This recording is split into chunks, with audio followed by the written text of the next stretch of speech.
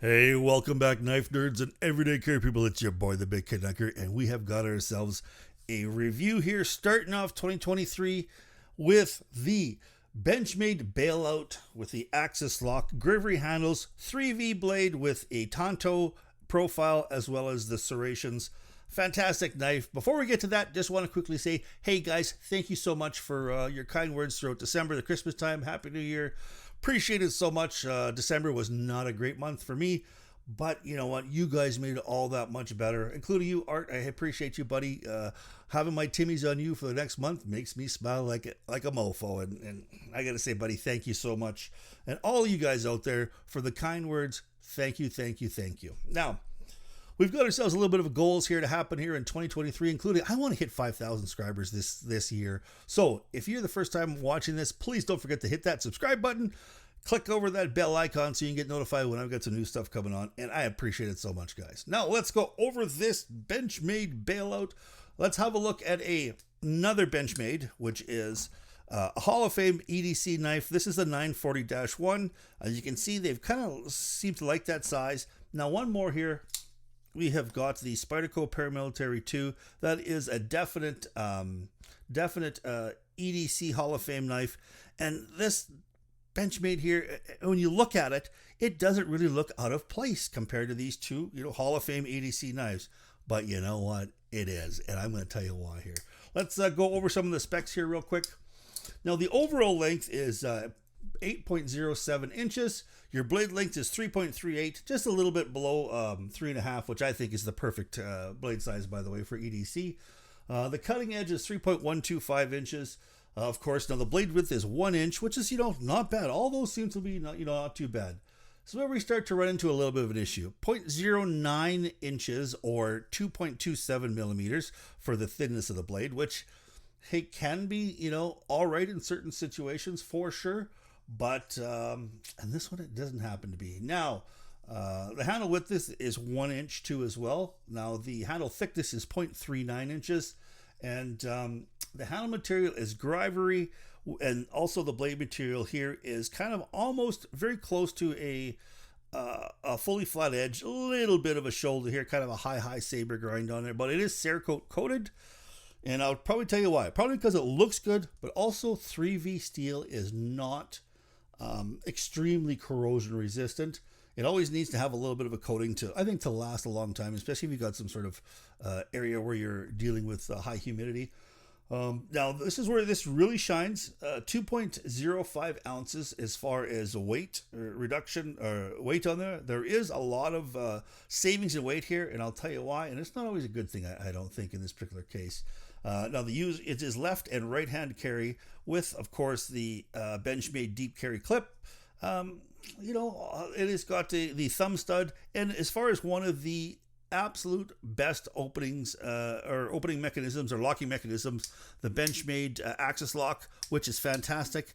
Other than in the past, they had some of these Omega strings, little tiny springs inside there, as you can see.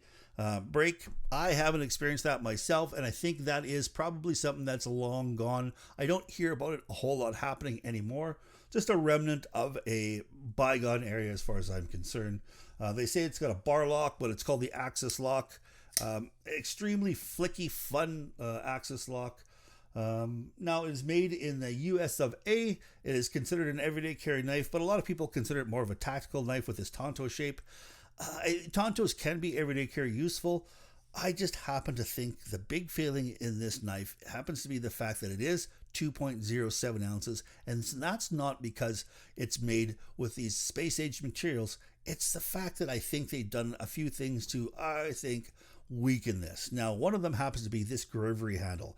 Now, there is no stainless steel or no steel liner throughout this knife. At the back here, you seem to have this pommel. There's a piece of steel there, and then here, housing the Axis Lock, there's a piece of steel inside there.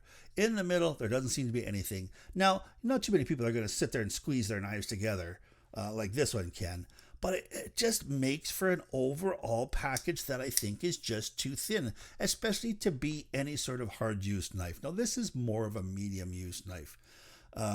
It doesn't fill the hand extremely well with the handle. I was just really, really disappointed.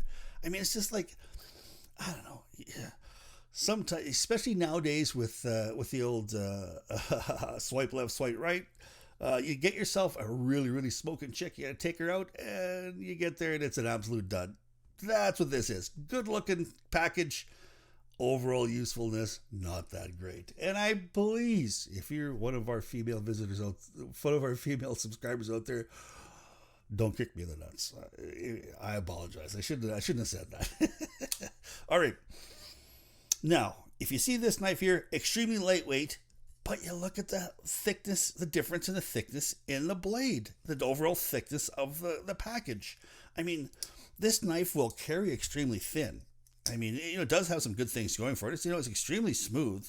When it goes in your pocket, you don't have to worry about, anything snagging there. These little bit of pommels here, a little bit. I mean, they're designed to, if you've, got a good grip on this, you're going to poke into something. Your hand's not going to be slipping off and into the, cut your fingers off or anything. There is some jimping on there that is, it's fairly comfortable. But overall, the knife is just not an ergonomic gem at all. It's pretty darn horrible. This, clip digs into the meat of my hand, especially if I give it a good squeeze. I'm not sure if you can see, but it just digs in right there. I mean, it's just not very nice. I don't like Grivery. It doesn't sound good. I think if you're going to use something that's kind of your entry level knife, and believe me, this is $150 US, $250 Canadian entry level knife. That's a lot of bucks out there for what you're getting. Now, people, if you want yourself, if you're a hiker and you want a knife that's going to go out there and, and cut some, some rope a little bit here and there, some cardboard, open up a package of noodles, just things like that. Hey, all the power to you. This will be an excellent addition to your carry. But if you're looking for a knife that's going to go out there and be able to pry open a can of paint and cut, a whole mess of zip ties and, do some hard use activities, I just don't think this is the one for you. Now, one of the other kind of, gripes I have with this is the fact that 3V is, 3V is a excellent steel in its place. If you've got a really crazy hard use, beefy blade that you're going to be stabbing into the dirt, digging a foxhole with and, stuff like that, that's where 3V, I think, really, really excels. It doesn't hold an edge extremely well. It doesn't, it's not super stainless. It's just extremely tough. And when heat treated right, can have a fairly okay edge retention. But I've heard that this is not that heat treated really, really hard on this. This is more of I guess the heat treated, I think, a little bit soft because the blade is thin. If anybody was doing any sort of kind of stabbing or twisting into it, I think they worry about that you could break this blade. And that's not a very good thing to have. Sometimes people break the tips off, but if you break this knife in half, then I think pictures of that on the internet is something that they're not going to want to see, which is probably why they did this a little bit softer than I think 3V really, really performs at. But I don't get why they would use 3V. S30V, I think it's fantastic. This knife can come in an M4. M4 is by far a superior choice for a knife blade in this knife.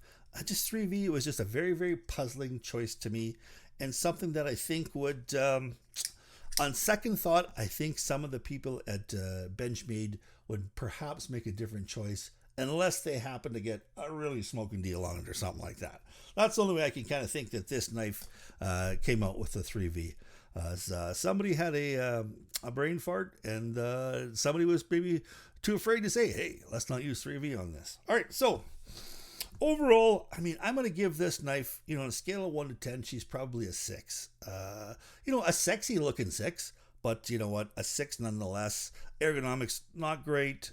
Choice of materials, not great. Thinness, not great. Just overall, not great. But a really, really good looking knife. Just a really, really good and really, really light knife. So, it does have its place. For my use, it's a 6. For somebody else out there, it may be a 10. And you know what? God love you. If that's what works for you, then that's what works for you. So, thank you guys so much for stopping by. I really appreciate it. If you like what you heard and saw, please don't forget to give me a thumbs up as well as subscribe. Hit that bell notification. We're going to be rocking out lots of content coming up in 2023, including, not just knives. We're going to be looking at some flashlights, some electronics, and damn it, anything I'm going to put in my pocket is going to go on this damn channel. So please stay safe out there. Please keep your stick on the ice. The shining side up. This is the Big Canucker saying adios.